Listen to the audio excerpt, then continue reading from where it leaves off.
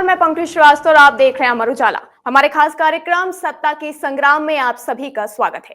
हमारे इस कार्यक्रम में हम बिहार की अलग अलग विधानसभा सीटों के मुद्दों को लेकर चर्चा कर रहे हैं। चुनाव से पहले क्षेत्र में जो समस्याएं बनी हुई हैं, उन पर हम बात कर रहे हैं। आज हम बात करेंगे बिहार के खास सहरसा सदर विधानसभा क्षेत्र के बारे में। चुनाव में कुछ ही महीने का समय बाकी रह गया है। ऐसे में हम जानने की कोशिश करेंगे कि आखिर क्षेत्र में कौन से मुद्दे हैं जो अब की बार चुनाव में हावी हो सकते हैं। जो है मुद्दे हैं सीट पर, उन पर बात करें तो बंगाली बाजार ओवरब्रिज 3 बार शिलान्यास के बाद भी तैयार नहीं हो पाया है, जिस कारण सहरसा शहर 2 भागों में बटा हुआ है। अभी भी इस ब्रिज के लिए टेंडर की प्रक्रिया जारी है। सदर अस्पताल में आज भी गंभीर मरीजों को रेफर कर दिया जाता है, क्योंकि यहाँ आईसीयू की सुविधा नहीं है। इतना ही नहीं, इस अस्पताल में एक्सरे टेक्नीशियन ही अल्ट्रासाउंड टेक्नीशियन की जिम्मेदारी संभाल रहे हैं।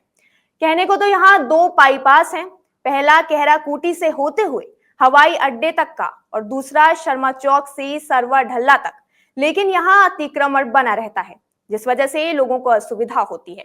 यहाँ अक्सर अनहोनी होने का डर बना रहता है। प्रमंडलीय मुख्यालय होने के बाद भी यहाँ विश्वविद्यालय नहीं है। छात्र छात्रों को 25 किलोमीटर दूर मधेपुरा जाना पड़ता है। शहर में जल निकासी के कोई इंतजाम नहीं है। हल्की बारिश में ही शहर की सभी सड़कें जलमग्न हो जाती हैं। तो ये थे कुछ मुद्दे जिन पर बात करने के लिए जुड़े हैं हमारे साथ कुछ खास मेहमान। हमारे साथ जुड़े हैं डॉक्टर आलोक रंजन, भाजपा विधायक हैं, पूर्व में कला एवं संस्कृति विभाग के मंत्री भी रह चुके हैं। मुकेश झा जी जुड़े हैं, कांग्रेस के जिला अध्यक्ष हैं। चंद्रदेव मुखिया जी जुड़े हैं, जेडीयू के जिला अध्यक्ष हैं। कौशल कुमार जुड़े हैं, राजद के जिला अध्यक्ष हैं।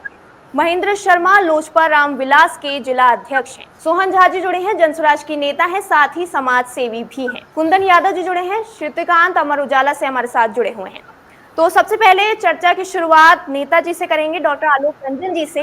आलोक जी, तमाम मुद्दों पर अभी हमने बात करी। सहरसा में कई ऐसी चीजें हैं जो अभी तक उन पर बेहतर चाहिए, तो आप क्या कहना चाहेंगे? जो कमियां अभी जिन पर जिक्र हुआ है, क्यों हो रही हैं ऐसी कमियां? आपको बहुत धन्यवाद देते हैं कि आपने बहुत ही कई ऐसे सहरसा के विकास से संबंधित मुद्दा को यहाँ रखने का काम किया है, और हम चाहते हैं कि जनता को इसकी जानकारी हो।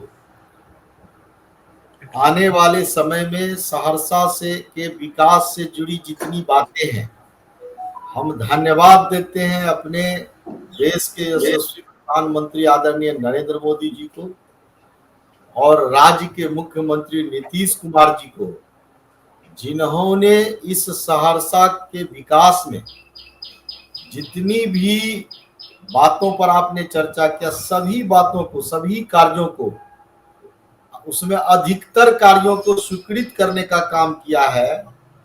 और आने वाले 6 महीना के अंदर आपको बहुत कुछ सहरसा में दिखने लगेगा, ये हम आपको बताना चाहते हैं। आपने ओवरब्रिज की बात की, आपको पता होना चाहिए ये ओवरब्रिज बहु वर्षों यहाँ के लोगों का बहुपरिचित योजना है। विधायक जी, पिछले 3 बार से शिलान्यास हो चुका है, उसके बावजूद ये ब्रिज नहीं बना है। ये जो शिलान्यास हुआ है जी, ये यूपीए काल में शिलान्यास हुआ है, ये एनडीए काल में कोई शिलान्यास नहीं हुआ है। और हम आपको बताना चाहते हैं कि इस बार हमारे देश के प्रधानमंत्री जी के, हमारे आदरणीय नितिन गडकरी जी जो सड़क परिवहन मंत्री हैं, और राज्य के मुख्यमंत्री आदरणीय नीतीश कुमार जी ने 182 करोड़ रुपए का कैबिनेट में पास करके इसको जो है सो इस ओवरब्रिज की स्वीकृति दी थी, जब मैं यहाँ का बिहार का कला संस्कृति मंत्री था। दुर्भाग्यवश कुछ कारणों से यह ओवरब्रिज का काम रुक गया और हमारे कुछ व्यवसायी हाईकोर्ट चले गए और हाईकोर्ट ने इस पर एक प्रकार से रोक लगा दी। जी, परंतु आपको हम बताना चाहते हैं, अभी हाल के ही कुछ दिनों में राज्य सरकार के पहल से हाईकोर्ट में इस केस को एक्टिंग चीफ जस्टिस के द्वारा सुना गया और जो बाधाएं कोर्ट के तरफ से जो रुकावट था उन सारी बाधाओं को समाप्त कर दिया गया। जी। अभी इसका टेंडर हुआ है और हमको पूर्ण विश्वास, इससे पूर्व भी टेंडर हुआ था लेकिन उसमें कुछ टेक्निकल कारण से उसका जो एस्टिमेट को रिवाइज करना चाहिए था वह नहीं हो पाया था। इसके कारण से कोई भी कॉन्ट्रैक्टर उसमें भागीदारी नहीं सुनिश्चित किए। अभी पुनः इसको कर दिया गया है और हम समझते हैं कि 1 महीना के अंदर इसका टेंडर हो जाएगा और हमको पूर्ण विश्वास है कि चुनाव से पूर्व इस ओवरब्रिज का काम शुरू हो जाएगा। कई योजनाएं आपने कहा, शहर की जल जमाव की बात आपने की।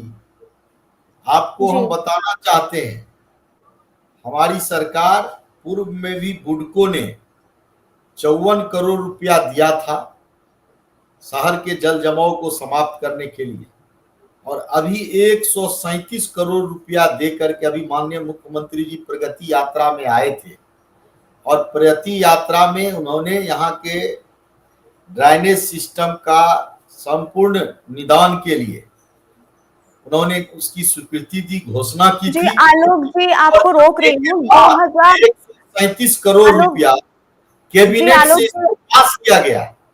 अभी सर्वे करने के लिए इसका जो डीपीआर तैयार हो रहा है, टेंडर हो चुका है और बहुत जल्द इस पर भी काम शुरू हो जाएगा। जी आलोक जी, मैं आपको रोक रही हूँ। आपने जो ओवरब्रिज के निर्माण कार्य पर बोला उसमें मैं सोहन झा जी आपके पास आना चाहूंगी। जो अभी आलोक रंजन जी ने बताया कि सरकार की तरफ से तमाम प्रयास किए गए हैं, फिर भी यहाँ पर शिलान्यास के बाद भी बंगाली बाजार ओवरब्रिज नहीं तैयार हो पाया है। इस पर क्या कहना चाहेंगे? सरकार की नाकामी मानी जा रही है? देखिए, सरकार की बात तो छोड़ दीजिए, यहाँ पे जितने भी प्रतिनिधि बनते हैं ना, चाहे वो विधायक हो चाहे सांसद हो, उनको तो ओवरब्रिज के बारे में पता भी नहीं रहता है कि आखिर क्या प्रक्रिया हुआ है और क्या प्रक्रिया होने वाली है। आप सबसे पहले अभी हम विधायक जी को सुन रहे थे, उन्होंने बताया कि न्यायालय में कुछ व्यवसाय बंधु केस कर दिए, वहां से रोक लग गई। हम कहते हैं कि वो साक्ष्य दें कि कभी न्यायालय रोक लगाई है क्या? न्यायालय के नाम पर ओवरब्रिज निर्माण को 3 साल लटका कर रखा गया है, जबकि न्यायालय कभी रोक नहीं लगाई है। अरे को केस करना सबका अधिकार है किसी चीज के लिए, अपने हक के लिए, लेकिन जब न्यायालय आपको रोकेगी तभी तो काम रुकेगी। कभी न्यायालय स्टे नहीं लगाया, ये सब एक बहाना था। देखिए, हम युवाओं ने लगातार संघर्ष किया। इस बार 2020 में जब विधानसभा की चुनाव भी नहीं हुई थी, तब हम लोग रेल पटरी पर बैठे थे और उसमें एफआईआर भी हुआ था हम लोगों के ऊपर, जिसमें केंद्र सरकार के द्वारा राशि आवंटित कर दिया गया था। उसके बाद आपको पुल निर्माण निगम के जो मंत्री थे नितिन नवीन जी, उनका बहुत मैं आभार व्यक्त करता हूं कि उन्होंने, उनके साथ हम लगातार संपर्क में रहे और लगातार उनसे आग्रह करते रहे, तो उन्होंने इसको कैबिनेट से स्वीकृति दिलाई। लेकिन वर्तमान में 3 साल से जो ये काम अटका हुआ है न्यायालय के नाम पर, न्यायालय कभी भी ओवरब्रिज निर्माण पे कोई रोक नहीं लगाई है, कोई रोक नहीं लगाई है। वर्तमान समय में देखिए यहाँ क्या है, क्रेडिट का हो रहता है, बनने लगा तो सब क्रेडिट लेंगे। सोहन जी आपके पास आऊंगी। आलोक जी, सोहन जी का कहना है कि बहाने किए जा रहे हैं, सरकार ने काम नहीं किया, क्या कहना चाहेंगे जवाब में? भूरी जी, सोहन जी जो है मेरा छोटा भाई है और अभी नया जनसुराज ज्वाइन किया है। स्वाभाविक है उसका जोश जो है। आलोक जी, रोक रही हूँ आपको, आपका फ्रेम बाहर जा रहा है, आप कैमरे से बाहर जा रहे हैं। हम ये कह रहे हैं कि सोहन मेरा छोटा भाई है, नया जनसुराज ज्वाइन किया है, उत्साही युवक है, तो स्वाभाविक है उसको तो कहना ही चाहिए ये विषय। लेकिन हमको लगता है कि उसको थोड़ी जानकारी के अभाव है, उसको क्लियर, हम इसके ऊपर कोई, चूंकि यह काम जनप्रतिनिधि का है, मैं मानता हूं ये जवाबदेही जनप्रतिनिधि का होता है। सामाजिक व्यक्ति, किसी विपक्ष के पार्टी के लोग, स्वाभाविक है उनको बोलना ही चाहिए, जनहित के मुद्दे पर अपनी आवाज को उठाना चाहिए। उनको नहीं पता है कोर्ट में अवमानना का केस दायर हुआ था और कोर्ट के जज ने स्पष्ट कहा कि आप इसका टेंडर कैसे कर दिए बिना कोर्ट के सहमति का।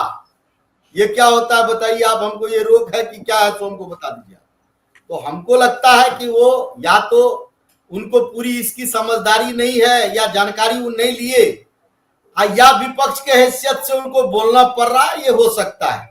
मैं उनके ऊपर कोई नहीं करूंगा, वो उत्साही युवक है और स्वाभाविक है, राजनीति में सब लोग अपनी अपनी बात को रखते हैं। लेकिन अभी हमने जो आपको प्रक्रिया बताया, इससे पहले क्या हुआ मैं नहीं जानता, लेकिन 2020 के चुनाव के बाद जब मैं यहाँ का जनप्रतिनिधि, यहाँ के विधायक के रूप में बना, मैं समझता हूं इसकी जवाबदेही मेरे ऊपर होना चाहिए था और हमने इस जवाबदेही को एक विधायक होने के हैसियत से, सौभाग्य से यहाँ की जनता के कारण मैं मंत्री बना और अपने उसी कैबिनेट में, अब ये कहते हैं नितिन नवीन जी कैबिनेट में तो इनको बोलना चाहिए, लेकिन ये नहीं कहते हैं कि इसी कैबिनेट के मंत्री के रूप में मैं भी उस कैबिनेट में था। तो इनको इस विषय को जो भी माना ये बोल रहे हैं ठीक है, मैं आपको बता रहा हूं कि ये टेक्निकल कारण से, कोर्ट के कारण से कोर्ट ने स्पष्ट कहा था कि आप इसको जब तक हम जब तक नहीं कहेंगे तब तक आप इसमें टेंडर नहीं कर सकते हैं, और सरकार को टेंडर वापस लेना पड़ा उस टेंडर को। फिर हम लोग इसका कोर्ट में फिर से शुरू, सरकार ने पहल किया, जिस जज साहब के यहाँ था उस जज से ऊपर जाकर के एक्टिंग चीफ जस्टिस आशुतोष जी के यहाँ जाकर के सरकार ने इसमें पहल किया और इसके बाद वहां से ऑर्डर हुआ और उस ऑर्डर के समाप्ति के बाद सरकार ने सारी प्रक्रिया शुरू कर दी है। जी आलोक जी, आपने अभी कहा कि जनता ने 2020 में आप पर विश्वास जताया था। आपको लगता है कि 2025 में जनता ये टेक्निकल जो गलतियां हुई हैं इनको समझेगी और आप पर फिर से विश्वास जताएगी?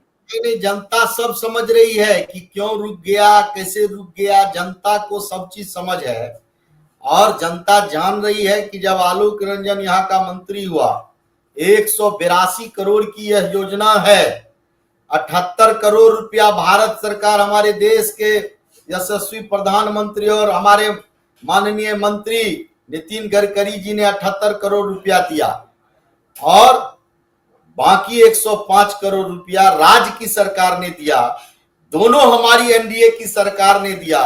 हमारा छोटा भाई कहता जनप्रतिनिधि को तो कोई मतलब नहीं था, जनप्रतिनिधि बिना जनप्रतिनिधि का इन लोगों के संघर्ष से वो पैसा आ गया। तो हमको यह बात हमको लगता है कि कैसे इसको कहते हैं, इसको सुन करके भी हंसी आ जाती है। तो जी मुकेश झा जी के पास जाना चाहूंगी। लेकिन मैं आपको बता रहा हूं कि जो भी कुछ हुआ है उसमें कोई बात, जो भी हुआ है, लेकिन अब मैं समझता हूं कि इसका समाधान हो चुका है। मुझे लगता है कि इस बार जो टेंडर खुलेगा वह टेंडर आपको जो है सो निश्चित रूप से उसमें हमको लगता है कि निश्चित रूप से वह अवार्ड होगा और आने वाले समय में बहुत जल्द इसका काम शुरू होगा। हमने कहा मुकेश झा जी के पास जाना चाहूंगी। आलोक जी आपके पास फिर से आएंगे। मुकेश जी शिलान्यास नहीं कराएंगे, जब यहाँ काम शुरू होगा तब शिलान्यास होगा। इसीलिए आप देख लीजिए, आपके पास आना चाहूंगी। आलोक जी का कहना है कि आपके कार्यकाल में शिलान्यास हुआ था ओवरब्रिज का, इस वजह से पुल का निर्माण है, क्या कहना चाहेंगे? मेरी आवाज जा रही है मैडम आपको? हेलो, आपकी आवाज आ रही है जी। मुकेश जी आवाज आ रही है आपकी। ये मैडम 20 साल से बिहार में जदयू और भाजपा का सरकार था और डबल इंजन का सरकार 10 साल से चल रही है बिहार में और केंद्र में। सिर्फ बहाना बनाने से यदि विकास हो जाए तब तो बहाना बनाया जा सकता है। हमारे एनडीए गठबंधन के एमएलसी अजय सिंह जी जब विधान पार्षद में बहस कर रहे थे ओवरब्रिज को लेके, तो वहां के स्थानीय इनके भाजपा के मंत्री उनका विरोध कर रहे थे। आप विधान पार्षद में के बहस को आप भी सुन सकती है। जब अजय सिंह एमएलसी सहरसा का मुद्दा रख रहे थे, उस टाइम में भाजपा के मंत्री विरोध में थे। तो जुमलेबाज की सरकार है मैडम, जुमलेबाज चल रहा है। आज नहीं तो कल, कल नहीं तो परसों, परसों नहीं तो चौथा रोज, ये तो अनवरत चलते ही जाएगा। विधायक जी लगभग 5 साल पूर्णे को है, जब 3 साल पहले बनना था तो फिर किसी कारण से रुक गया। केस का बहाना कितना दिन चलेगा मैडम? और सब तो चीज मुकेश में जी, मंत्री परिषद आपको रोक रही हूँ, आपके कार्यकाल में शिलान्यास हुआ था, तब क्यों नहीं हुआ काम? मेरे काल में अब चले जाइए आप नेहरू जी के पास, आप चले जाइए पूज्य बापू के पास, आप स्थानीय पर रहिए। बिहार में मेरी सरकार 35 साल से नहीं है, आप 20 साल से बिहार में सरकार में बैठे हुए हैं और जवाबदेही आप कांग्रेस के लीडर को दे रही है। ये अच्छी बात थोड़े है। आप स्थानीय विधायक से पूछिए, जब 3 साल पहले शिलान्यास होकर वहां पर पाया का निर्माण हो रहा था तो क्यों रोका गया? कोर्ट ने रोकने का ऑर्डर नहीं दिया मैडम, ठीक है। सिर्फ ये लोग झूठ बोल के, बरगला के किसी न किसी तरह से सोच रहे हैं हम लोग सरकार में रहे और बन के रहे। तो ऐसी बात नहीं है सर मैडम। विधान पार्षद में मेरे इंडिया गठबंधन के सवाल उठा चुके हैं, इनके मंत्री विरोध कर चुके हैं मैडम। यही तमाम आरोप लगा दिए। मैं चाहूंगी कि आप सीधा सवाल जवाब आलोक रंजन जी से ही करें, उन्हीं से पूछें कि क्या वजह रही है, क्योंकि उनका कहना है कि आपके कार्यकाल में शिलान्यास हुआ है और आपका कहना यह है। आलोक जी क्या कहना चाहेंगे? देखिए, महागठबंधन और कांग्रेस की सरकार से कोई विकास की बात सोचना तो हम समझते हैं कि कोई बिहार में सोच भी नहीं सकता। इसीलिए उनके कार्यकाल में जो भी कुछ हुआ, हम तो आपको बताए कि ऐसा हुआ। लेकिन ये सोचिएगा कि आप बिहार में महागठबंधन के काल में आप ये बोल सकते हैं कि कितना अपहरण हुआ, तो उसकी गिनती आप खोजने के लिए चाहेंगे तो मिल जाएगा आपको। कहां से संचालन कहां से हो रहा था, तो वो आपको महागठबंधन की सरकार बता सकती है। विकास महागठबंधन के सरकार से कहां से आप पूछ सकते हैं? आप हमको बताइए पुरी जी, विकास का ब्यौरा हम बता सकते हैं ना। आप अभी सहरसा में हमारी सरकार ने 5 ओवरब्रिज भारत की सरकार अभी तुरंत में सबसे 1 नंबर प्रायोरिटी में सहरसा में पॉलिटेक्निक ढाला का ओवरब्रिज तय हुआ। तो 1 ओवरब्रिज को कौन पूछता? 2 साल के अंदर सहरसा का एक भी, जहां भी आप देखेंगे रेल ओवर, जहां पर रेल घूमती है वो सब जगह ओवरब्रिज बन जाएगा। तो विकास की बात लोगों से करना हमको नहीं लगता है। इनको मोदी जी 2022 में छत बन जाएगा, तो अब 2 साल और इनको दीजिए, तब ओवरब्रिज बन जाएगा मैडम। तो यही चल रहा है, घुमा घुमा के गोल कर रहे हैं। कैसे गोल हो वही घुमाते रहे हैं ये लोग। ये लोग मुद्दे पर नहीं रहते हैं, मुद्दे से भटक जाते हैं। कभी नेहरू जी लग जाएंगे, कभी जंगल राज दिखाना चाहेंगे। अभी स्थानीय मुद्दा पर विधायक जी को बात करना है, इन्होंने बिहार पर का बात कीजिए। इन महागठबंधन की सरकार और इनको ये कैसे बोल रहे हैं हमको नहीं लग रहा। हमारे जिला अध्यक्ष जी हैं, इनको इनके कुछ दिनों के लिए आपको पता है, एक मिनट अध्यक्ष जी जब हम खत्म करेंगे ना मुकेश जी, तब आप बोलिएगा जितना बोलना होगा। आपको तो बोलना ही पड़ेगा, नहीं बोलिएगा तो फिर आपको तो हमारा ये कहना है कि अब ये बोलते हैं, हमको आश्चर्य लगता है। दुर्भाग्य से बिहार में 17-18 महीना इनके राष्ट्रीय जनता दल के उप मुख्यमंत्री के रूप में और पथ निर्माण मंत्री के रूप में इनके उप मुख्यमंत्री थे।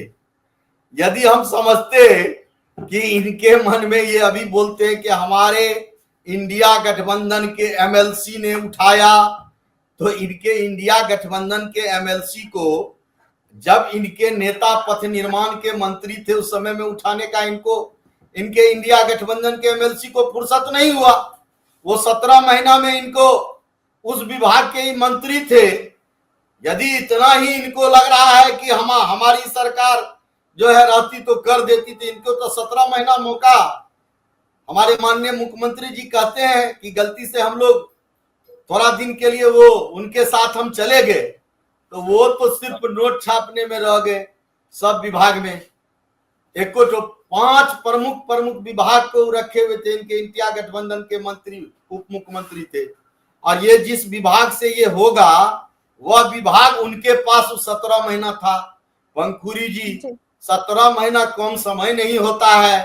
तो ये चाहते तो तुरंत इनको करा लेना चाहिए था जिला अध्यक्ष जी को कि भाई एनडीए के जब थी तब इनके मंत्री थे तो नहीं किए थे, अब तो कैबिनेट से भी पास है, तुरंत इनको करा लेना चाहिए था। यदि इनको लगता है कि मुकेश जी कुछ कहना चाह रहे हैं। मुकेश जी। मैडम ये बहस स्थानीय मुद्दा पर हो रहा है, सहरसा जिला का मुद्दा पर। हमको बिहार पर नहीं ले जा रहे हैं आप। यदि बिहार पर आप ले जाना चाहती हैं तो मैं 17 महीना का उदाहरण दूंगा।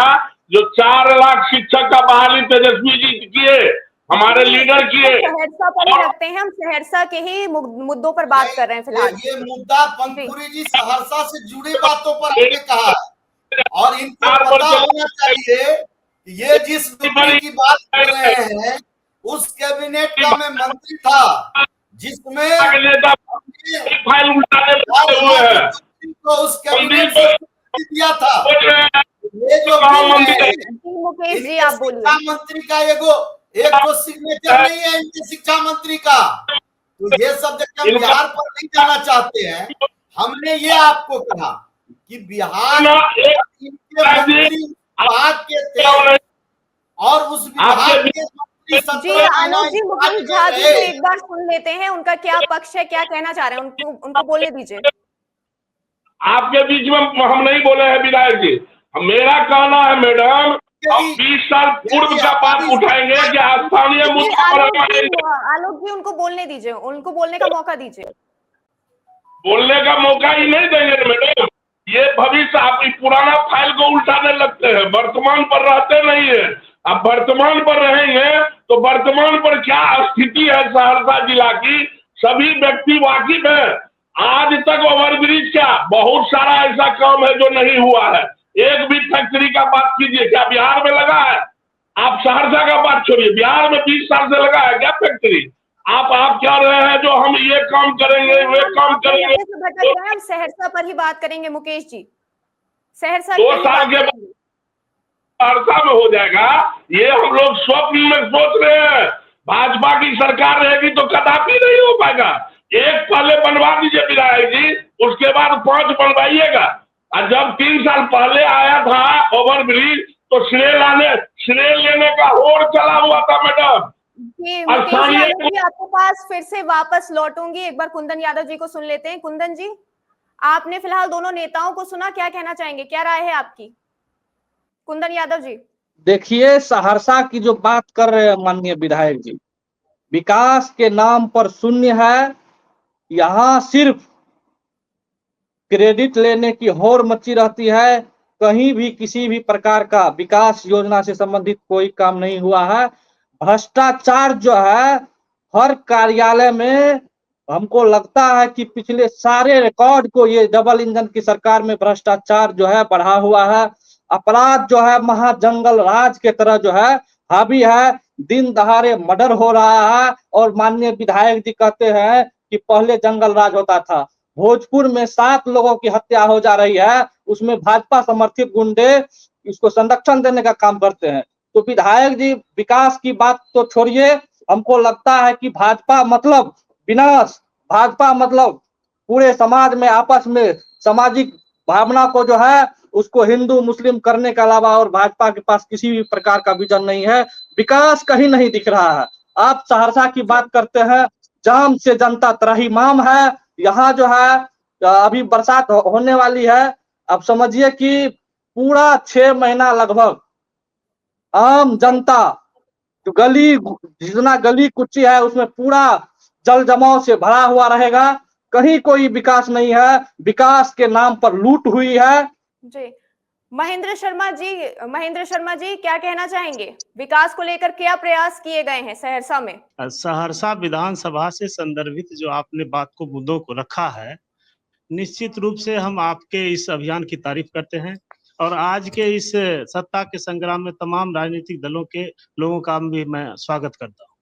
सबसे पहली बात है सहरसा विधानसभा में जो समस्याएं हैं, निश्चित रूप से जानिए हमारे एनडीए की सरकार के मुखिया आदरणीय नीतीश कुमार जी ने एक बहुत बड़ा मील का पत्थर काम करने का काम किया है। अभी आप देखिए बिहार के 38 जिलों में सावित्रीबाई फुले कन्या आवासीय 100 बेड का आवासीय विद्यालय सरकार खोलने जा रही है। SC ST के जो टोले हैं वहां पर जिनको राशन कार्ड नहीं है उनके लिए राशन कार्ड मुहैया कराया जा रहा है। जिनके घरों तक जाने के लिए बसावट के लिए सड़कें नहीं है उन तक सड़कों का सड़क निर्माण हो, इसके लिए सरकार चिंतित है। और आप अभी देख लीजिए अगर SC ST के अगर किसी की हत्या होती है तो उनके परिजनों को नौकरी भी देने का काम हमारी सरकार ने किया है। लेकिन निश्चित रूप से स्थानीय स्तर पर बहुत सी समस्याएं हैं जिनका निदान होना अभी बाकी है। अभी मैं पंखुड़ी जी बताऊंगा, जो शहर में 2 कन्याओं के लिए जो विद्यालय है, हाई स्कूल है, एक रूपवती कन्या राजकीय कन्या उच्च विद्यालय है पूरब बाजार में, जहां पर भवन नहीं है, बाउंड्री वॉल नहीं है, बच्चियों के लिए बहुत स्थिति खराब। और वहीं दूसरी ओर राजकीय कन्या उच्च विद्यालय है जो कलेक्टर समाहरणालय जाने वाली सड़क के किनारे है, जहां बदबूदार पानी के बीच में बच्चियां पढ़ती हैं, बाउंड्री वॉल टूटा हुआ है। तो जो बहुत सारी समस्याएं हैं जिसका निदान अभी सरकार के स्तर से होना बाकी है। और निश्चित रूप से आप जानिए हमारे सरकार के मुखिया चिंतित हैं। और आपने अभी कहा ओवरब्रिज की बात, 1996 में हमारे पार्टी के संस्थापक आदरणीय श्रद्धेय रामविलास पासवान जी ने इसी ओवरब्रिज का शिलान्यास किया था। और निश्चित रूप से जानिए ओवरब्रिज की समस्याएं जो आई है, सरकार चिंतित है। और अभी हमारे वर्तमान मुखिया आदरणीय नीतीश कुमार जी प्रगति यात्रा में आए थे और उन्होंने स्पष्ट शब्दों में कहा ओवरब्रिज का निर्माण हर हाल में होना है और इसको कोई रोक नहीं सकता है। सरकार संकल्पित है सहरसा के विकास के लिए और हमारे स्थानीय विधायक भी चिंतित हैं जो सहरसा का विकास कैसे हो इससे, और हमारे विधायक भी चिंतित हैं, सरकार भी चिंतित है। और हम अपने माननीय विधायक आलोक रंजन जी का भी प्रशंसा करता हूं, वो लगातार जो सहरसा की समस्या है उनके लिए चिंतित हैं, चाहे वह बाईपास का निर्माण हो, बहुत सी ऐसा। अभी देखिए अभी ग्लास ओवर ब्रिज का निर्माण की स्वीकृति आदरणीय हमारे विधायक जी ने लड़ करके दिलवाया बिहार सरकार से। तो बहुत सारी समस्याएं हैं जो हमारे माननीय विधायक जी सरकार के स्तर से मिलकर के उसके निदान करने के लिए प्रयासरत। जी महेंद्र जी, श्रुतिकांत जी के पास जाएंगे। श्रुतिकांत जी अमर उजाला से जुड़े हुए हमारे साथ सहरसा से। श्रुतिकांत जी, क्या मुद्दे हैं, क्या जमीनी स्तर पर क्या मुद्दे हैं सहरसा में, जनता की क्या मांग है, क्या राय है, चुनावी मुद्दे क्या हो सकते हैं? ये ओवरब्रिज जो बंगाली भवन में ओवरब्रिज निर्माण ये वर्षों पुरानी मांग रही है और आगे भी जो आगामी विधानसभा है उसमें भी ये मुद्दे छाए रहे। उसके अलावा आपको जहां बात कर रहे हैं सदर अस्पताल, ये सूबे का पहला मॉडल हॉस्पिटल है और यहाँ जो है ये रह गया, यहाँ ऑर्थो में डॉक्टर है हुई है, अल्ट्रासाउंड टेक्नीशियन का पद रिक्त है, एक्सरे टेक्नीशियन अल्ट्रासाउंड कर रहे हैं। कुछ मुद्दे ऐसे हैं जो जमीन पे हैं जिनकी समस्या का निदान आवश्यक है और ये आम लोगों से जुड़े हुए मुद्दे हैं। जी जी जी आलोक रंजन जी, इन मुद्दों पर क्या बोलेंगे? सदर अस्पताल का बुरा हाल है, मरीजों को रेफर किया जाता है, आईसीयू की सुविधा नहीं है, क्या कहना चाहेंगे आलोक रंजन जी? पंखुड़ी जी, हमारे श्रुतिकांत जी ने को हम धन्यवाद देते हैं। कई ऐसे अहम मुद्दे को उन्होंने रखने का काम किया, लेकिन आज यदि सहरसा में बिहार में हम समझते हैं कि सबसे पहला मॉडल हॉस्पिटल बना है तो सहरसा में बना है पंखुड़ी जी। कमियां हम ये नहीं दावा करते हैं कि हमने सारे काम को सहरसा का सारा काम हो गया, लेकिन जितना काम हमारी एनडीए की सरकार ने किया, बीच के कुछ दिनों में तेजस्वी जी के स्वास्थ्य मंत्री रहने के कारण कुछ काम पीछे हुआ है, लेकिन लगातार हमारी सरकार, हमने कहा था कि यहाँ पर ऑपरेशन होना चाहिए। और हम समझते हैं कि बिहार की सरकार ने तत्क्षण ऑर्डर दिया कि सीआरएम मशीन लगा देने के बाद यहाँ पर ऑर्थोपेडिक ऑपरेशन होना शुरू हो जाएगा। और जी, आईसीयू की सुविधा आज तक नहीं है, ऐसा क्यों? 2020 से 25 तक आईसीयू है, आईसीयू चालू भी है। कभी कभी कुछ कमियां होती है, टेक्निकल कारण से कभी कुछ कमियां होती है, फिर उसको सरकार दूर करती है। लेकिन अब तो हर हॉस्पिटल में सारी सुविधा, ज्यादा से ज्यादा सुविधा हमारी सरकार देने का काम किया। लगातार हमारी सरकार, हम ये नहीं कहते अभी कंप्लीट हम जो है सो चिकित्सक पूरा कर दिए हैं, ऐसा नहीं। हम लोग दावा, हमारी सरकार भी नहीं दावा करती है, क्योंकि हमारे तो टेक्निकल दिक्कतों के अलावा और क्या दिक्कत मान रहे हैं आप? कॉलेज खोल रहे हैं और हर जगह ज्यादा से ज्यादा डॉक्टर को हम लोग दे रहे हैं, तो लगातार है। सहरसा में भी मेडिकल कॉलेज स्वीकृत हो गया है। पंखुरी जी, हम आपको बता रहे हैं, हमारी सरकार, हमारे माननीय मुख्यमंत्री जी यहाँ आए थे प्रगति यात्रा में, और मेडिकल कॉलेज यहाँ के ड्रेनेज के लिए हमने कहा 137 करोड़ रुपया कैबिनेट में पास किया। यहाँ पर बात करेंगे, बंद पड़ी थी वहाँ उसके लिए। की सड़कों, आपको रोक रही हूँ, वहाँ की सड़कों का बेहद बुरा हाल है, ये एक अहम मुद्दा है। सड़कें जलमग्न हो जाती हैं हल्की सी बारिश ऐसा है, 3 महीने के बाद अभी 20 करोड़ रुपए से, नगर के 20 करोड़ रुपए की राशि से मुख्यमंत्री नगर समग्र योजना से, जो विधायक अनुशंसा से हमने अभी टेंडर हुआ है, और 1 महीना के बाद नगर का सारा सड़क में काम होना शुरू हो जाएगा, जितनी भी बड़ी सड़क है। पंखुड़ी जी, आपको बता देते हैं कि बुडको ने 137 करोड़ रुपया से काम, यहाँ का ड्रेनेज का काम शुरू किया है। यहाँ नगर निगम, पहले नगर परिषद था, लोगों की इच्छा थी, बहुत परिचित मांग था कि नगर निगम हो, और नहीं हो पाता था। हम कैबिनेट मंत्री थे, मेरे कैबिनेट में नगर निगम भी हुआ, और आज नगर निगम में देखिए आप जो कितना काम शुरू हो गया है। तो यहाँ पर एक पर्यटन झील है मत्स्यगंधा, वर्षों से वह झील पड़ा हुआ था। हमने वादा किया था चुनाव के समय में कि इसको पर्यटक स्थल बनाएंगे।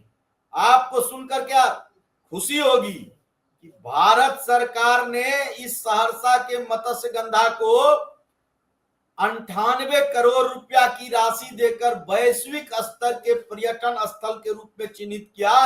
इसका भी टेंडर हो चुका है। इसमें ग्लास ब्रिज बनेगा, जो राजगीर में आप देखते हैं, और यहाँ का यह पर्यटक स्थल आने वाले समय में आपको लगेगा कि बिहार में लोग देखने के लिए, देश से लोग देखने के लिए यहाँ पर आएंगे। 98 करोड़ रुपया छोटी राशि नहीं होती है जी। मतलब आने वाले 6 महीनों में आप इन तमाम चीजों पर सुधार करेंगे। 6 से 8 महीने में आप दिखने लगेगा, आपको बहुत चीज परिवर्तन दिखने लगेगा। देखिए क्या बिहार हम लोग को मिला था, अभी बोल रहे थे 2005 से पहले कैसा बिहार मिला था, उस बिहार को बदलने में जो हमारी एनडीए की सरकार, माननीय मुख्यमंत्री जी, और जब से देश में डबल इंजन की सरकार बनी, तब से जो बिहार को मिला है, ये छुपा हुआ है क्या? राष्ट्रीय जनता दल के लोग तो कहने लगे कि केंद्रीय सरकार जो है सो बिहार का बजट पेश कर रही है। उनको अपने बिहार के विकास से भी जलन होता था पंखुड़ी जी, कि कैसे बिहार में कोसी मेची में बिहार का जो बाढ़ है, खास करके उत्तर बिहार और खास करके ये सहरसा, हम लोग बाढ़ से पीड़ित क्षेत्र हैं। इसके स्थायी समाधान का निर्णय हमारी सरकार ने लिया है। कई ऐसे बड़े बड़े योजना, मखाना बोर्ड का, इस मिथिला में मखाना बोर्ड की योजना का हमारी सरकार ने लिया है।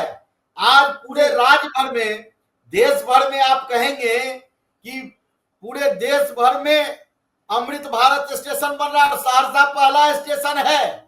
तो हमारा जो जिस प्रकार से यहाँ रेल के क्षेत्र में काम हो रहा है भारत सरकार के द्वारा, यहाँ एयरपोर्ट, आप सोच सकते थे जब मैं एयरपोर्ट की बात करता था, लोग हमको कहते थे सड़क नहीं है, एयरपोर्ट की बात करते हैं। आज भारत सरकार 25 करोड़ रुपया अपने कैबिनेट में सहरसा के एयरपोर्ट के लिए सैंक्शन कर दिया है। जी आलोक जी, आज तो करने में बिल्कुल आलोक जी, आपने तमाम विकास गिनवाए हमें। कि विकास जब होगा तो समय तो लगेगा, हम लोग तो विकास करने वाली सरकार है।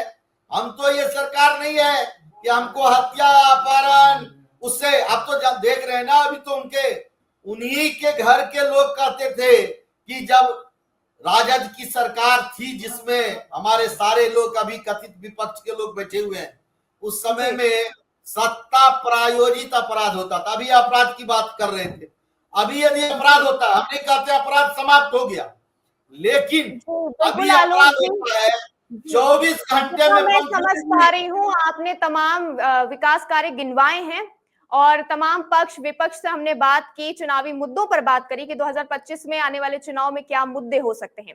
अपने अगले एपिसोड में हम और सीटों पर चर्चा करेंगे। तब तक के लिए बने रहिए हमारे साथ और देखते रहिए अमर उजाला। धन्यवाद।